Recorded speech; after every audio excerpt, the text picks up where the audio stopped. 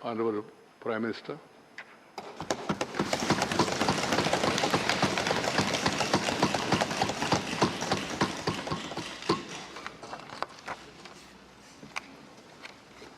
आदरणीय सभापति जी,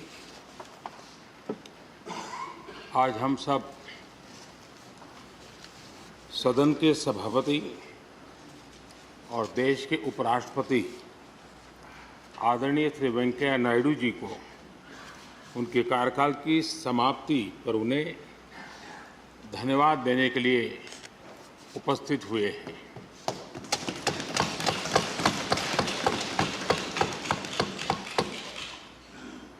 ये इस सदन के लिए बहुत ही भावुक पल है। सदन के कितने ही ऐतिहासिक पल आपकी गरिमामय उपस्थिति से जुड़े हुए हैं। फिर भी अनेक बार आप कहते रहे हैं, I have retired from politics but not tired from public life. और इसलिए इस सदन को नेतृत्व देने की आपकी जिम्मेदारी भले ही पूरी हो रही हो, लेकिन आपके अनुभवों का लाभ भविष्य में सुदीर्घ काल तक देश को मिलता रहेगा। हम जैसे अनेक सार्वजनिक जीवन के कार्यकर्ताओं को भी मिलता रहेगा। आदरणीय सभापति महोदय, आज़ादी के अमृत महोत्सव में आज जब देश अपने अगले 25 वर्षों की नई यात्रा शुरू कर रहा है, तब देश का नेतृत्व भी एक तरह से एक नए युग के हाथों में है। हम सब जानते हैं कि इस बार हम एक ऐसी 15 अगस्त मना रहे हैं जब देश के राष्ट्रपति, उपराष्ट्रपति, स्पीकर, प्रधानमंत्री सबके सब वो लोग हैं जो आज़ाद भारत में पैदा हुए हैं और सबके सब बहुत ही साधारण पृष्ठभूमि से आते हैं। मैं समझता हूं उसका अपना एक सांकेतिक महत्व है, साथ में देश के नए युग का एक प्रतीक भी है। आदरणीय सभापति महोदय, आप तो देश के एक ऐसे उपराष्ट्रपति हैं जिसने अपनी सभी भूमिकाओं में हमेशा युवाओं के लिए काम किया है। आपने सदन में भी हमेशा युवा सांसदों को आगे बढ़ाया, उन्हें प्रोत्साहन दिया। आप लगातार युवाओं के संवाद के लिए यूनिवर्सिटीज और इंस्टीट्यूशंस लगातार जाते रहे हैं। नई पीढ़ी के साथ आपका एक निरंतर कनेक्ट बना हुआ है और युवाओं को आपका मार्गदर्शन भी मिला है और युवा भी आपको मिलने के लिए हमेशा उत्सुक रहे। इन सभी संस्थानों में आपकी लोकप्रियता भी बहुत रही है।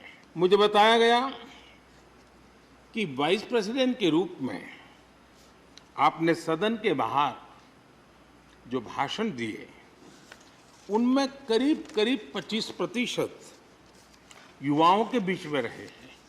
ये भी अपने आप में एक बहुत बड़ी बात है।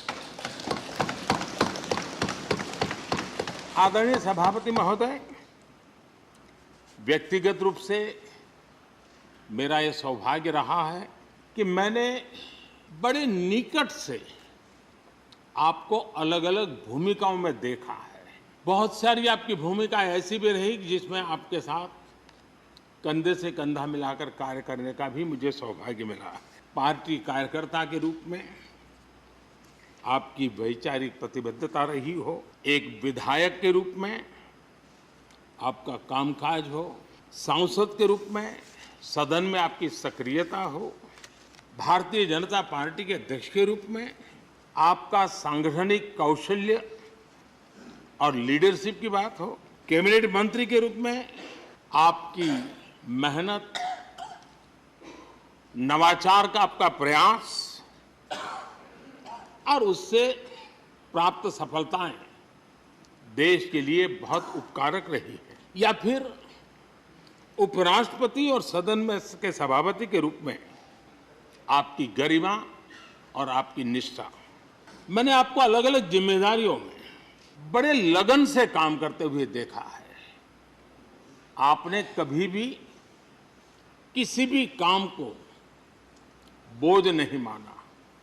आपने हर काम में नए प्राण फूंकने का प्रयास किया है। आपका जज्बा, आपकी ये लगन हम लोगों ने निरंतर देखी है। मैं इस सदन के जरिए प्रत्येक माननीय सांसद और देश के हर युवा से कहना चाहूंगा कि वो समाज, देश और लोकतंत्र के बारे में आपसे बहुत कुछ सीख सकते हैं।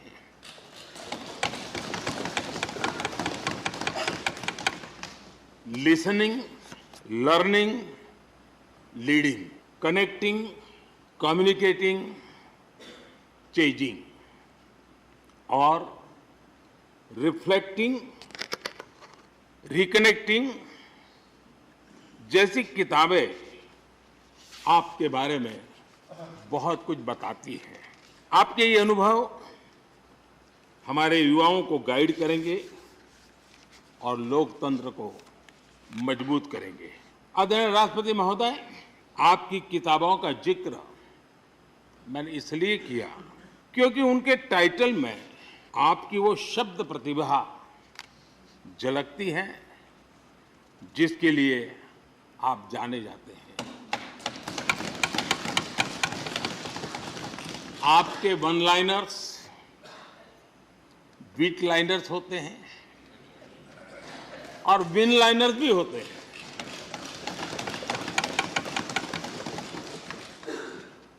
यानी उसके बाद कुछ और कहने की जरूरत ही नहीं रह जाती। Your each word is heard, preferred and revered and never countered.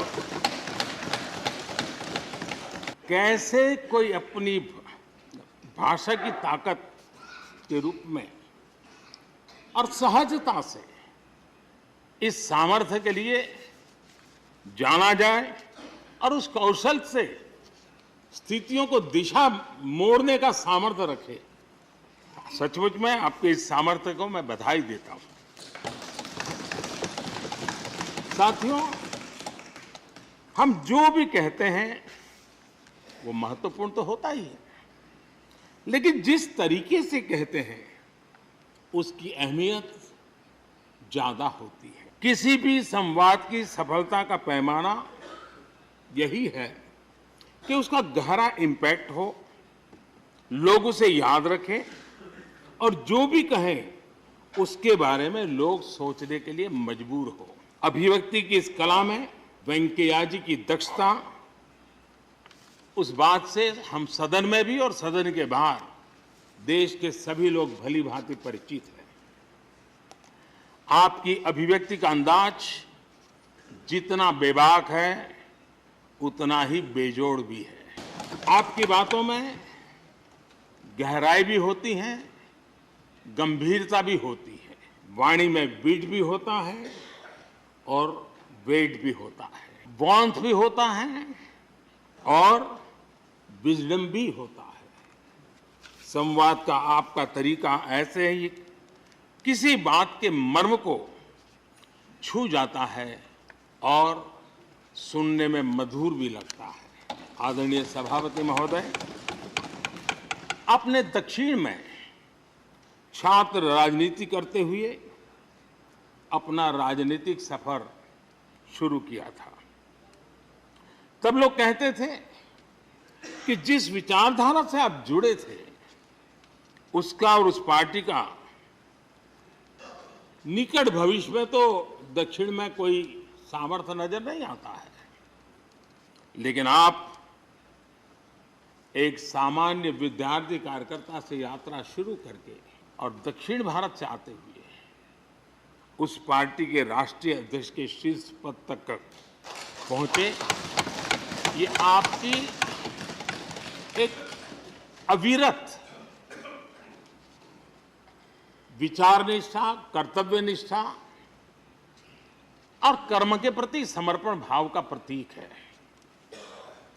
अगर हमारे पास देश के लिए भावनाएं हो, बात कहने की कला हो, भाषाई विविधता में आस्था हो, तो भाषा क्षेत्र हमारे लिए कभी भी दीवार नहीं बनती हैं। ये आपने सिद्ध किया है। आदरणीय सभापति महोदय, आपकी कही एक बात बहुत लोगों को याद होगी, मुझे तो विशेष रूप से याद है। मैंने हमेशा सुना है आप मातृभाषा को लेकर के बहुत ही टची रहे हैं, बड़े आग्रही रहे हैं, लेकिन उस बात को कहने का आपका अंदाज भी बड़ा खूबसूरत है। जब आप कहते हैं कि मातृभाषा आंखों की रोशनी की तरह होती है, मातृभाषा आंखों की रोशनी की तरह होती है, और आप आगे कहते हैं और दूसरी भाषा चश्मे की तरह होती है। ऐसी भावना हृदय की गहराई से ही बाहर आती है। वेंकैया जी की मौजूदगी में सदन की कार्रवाई के दौरान हर भारतीय भाषा को विशिष्ट अहमियत दी गई है। आपने सदन में सभी भारतीय भाषाओं को आगे बढ़ाने के लिए काम किया। सदन में हमारी सभी 22 शेड्यूल लैंग्वेज में कोई भी माननीय सदस्य बोल सकता है, उसका इंतजाम आपने किया। आपकी ये प्रतिभा, आपकी निष्ठा आगे भी सदन के लिए एक गाइड के रूप में हमेशा हमेशा काम करेगी। कैसे संसदीय और शिष्ट तरीके से भाषा की मर्यादा में कोई भी अपनी बात प्रभावी ढंग से कह सकता है, इसके लिए आप प्रेरणापुंज बने रहेंगे। आदरणीय सभापति महोदय, आपकी नेतृत्व क्षमता, आपके अनुशासन ने इस सदन की प्रतिबद्धता और प्रोडक्टिविटी को नई ऊंचाई दी है। आपके कार्यकाल के वर्षों में राज्यसभा की प्रोडक्टिविटी 70% बढ़ी है। सदन में सदस्यों की उपस्थिति बढ़ी है। इस दौरान करीब करीब 177 बिल पास हुए या उन पर चर्चा हुई, जो अपने आप में कीर्तिमान है। आपके मार्गदर्शन में ऐसे कितने ही कानून बने हैं जो आधुनिक भारत की संकल्पना को साकार कर रहे हैं। आपने कितने ही ऐसे निर्णय लिए हैं जो अपर हाउस की अपवर्ड जर्नी के लिए याद किए जाएंगे। सचिवालय के काम में और अधिक एफिशिएंसी लाने के लिए भी आपने एक समिति का भी गठन किया। इसी तरह राज्यसभा सचिवालय को सुव्यवस्थित करना, इंफॉर्मेशन टेक्नोलॉजी को बढ़ावा देना, पेपरलेस काम के लिए ई ऑफिस सिस्टम को लागू करना, आपके ऐसे कितने ही काम हैं जिनके जरिए उच्च सदन को एक नई ऊंचाई मिली है। आदरणीय सभापति महोदय, हमारे यहाँ शास्त्रों में कहा गया है, न सा सभा यत्र न सन्ति वृद्धा न ते ये न वदन्ति धर्मम। अर्थात जिस सभा में अनुभवी लोग होते हैं वही सभा होती है, और अनुभव लोग वही है जो धर्म यानी कर्तव्य की सीख दें। आपने मार्गदर्शन में राज्यसभा ने इन मानकों को पूरी गुणवत्ता से पूरा किया है। आप माननीय सदस्यों को निर्देश भी देते थे और उन्हें अपने अनुभवों का लाभ भी देते थे, और अनुशासन को ध्यान में रखते हुए प्यार से डांटते भी थे। मुझे विश्वास है कि किसी भी सदस्य ने आपके किसी भी शब्द को कभी अन्यथा नहीं लिया। ये पूंजी तब पैदा होती है जब व्यक्तिगत जीवन में आप उन आदर्शों और मानकों का पालन करते हैं। आपने हमेशा इस बात पर बल दिया कि संसद में व्यवधान एक सीमा के बाद सदन की अवमानना के बराबर होता है। मैं आपके इन मानकों में लोकतंत्र की परिपक्वता को देखता हूं। पहले समझा जाता था कि अगर सदन में चर्चा के दौरान शोरगुल होने लगे तो कार्यवाही को स्थगित कर दिया जाता है, लेकिन आपने संवाद, संपर्क और समन्वय के जरिए न सिर्फ सदन को संचालित किया बल्कि उसे प्रोडक्टिव भी बनाया। सदन की कार्यवाही के दौरान जब सदस्यों के बीच कभी टकराव की परिस्थिति पैदा होती थी तो आपसे बार बार सुनने को मिलता था, let the government propose, let the opposition oppose and let the house dispose. इस सदन को दूसरे सदन से आए विधेयकों पर निश्चित रूप से सहमति या असहमति का अधिकार है।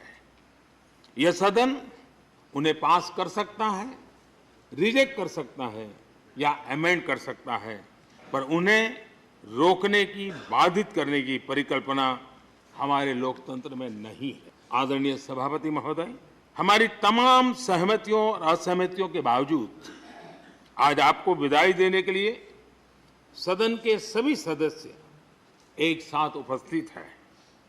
यही हमारे लोकतंत्र की खूबसूरती है। ये आपके लिए इस सदन के सम्मान का उदाहरण है। मैं आशा करता हूं कि आपके कार्य, आपके अनुभव आगे सभी सदस्यों को जरूर प्रेरणा देंगे। अपने विशिष्ट तरीके से आपने सदन चलाने के लिए ऐसे मानदंड स्थापित किए हैं जो आगे इस पद पर आसीन होने वालों को प्रेरित करते रहेंगे।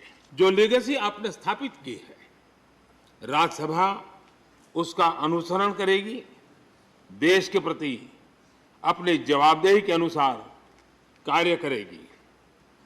इसी विश्वास के साथ आपको पूरे सदन की तरफ से, मेरी तरफ से अनेक अनेक शुभकामनाएं देता हूं और आपने देश के लिए जो कुछ भी किया है, इस सदन के लिए जो कुछ भी किया है, इसके लिए सबकी तरफ से ऋण स्वीकार करते हुए मैं आपका धन्यवाद करता हूं। बहुत बहुत शुभकामनाएं। धन्यवाद प्रधानमंत्री जी।